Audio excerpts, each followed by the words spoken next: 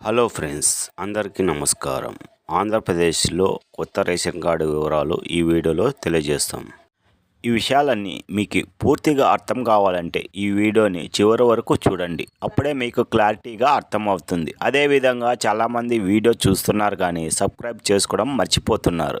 మీరు సబ్స్క్రైబ్ చేసుకోవడం ద్వారా ప్రభుత్వ పథకాల గురించి ఎలాంటి అప్డేట్ వచ్చినా ముందుగా మీరే తెలుసుకోవచ్చు. ఇప్పటికే కూటమి ప్రభుత్వం కొత్త రేషన్ కార్డు డిజైన్లను పరిశీలనలో ఉంచింది. అయితే త్వరలో అందరికీ కొత్త రేషన్ కార్డులు ఇవ్వబోతున్నారు. గత ప్రభుత్వ హయాంలో రేషన్ కార్డులకు వారి పార్టీ జెండా రంగులు మరియు వైఎస్ రాజశేఖర్ రెడ్డి గారి ఫోటో వేశారు.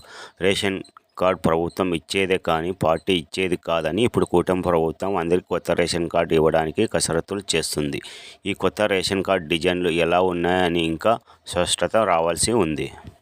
అయితే గత ప్రభుత్వంలో రేషన్ కార్డులో మార్పులు చేర్పులు మరియు కొత్తగా పెళ్ళైన వారికి కొత్త రేషన్ కార్డు దరఖాస్తు చేసుకోవడానికి కూడా సరైన అవకాశాలు ఇవ్వలేదని ఆరోపించారు.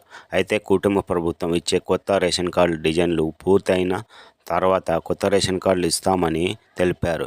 ఇకపై కొత్త రేషన్ కార్డుల కోసం కష్టాలు ఎక్కువ పడాల్సిన అవసరం లేదని తెలిపారు.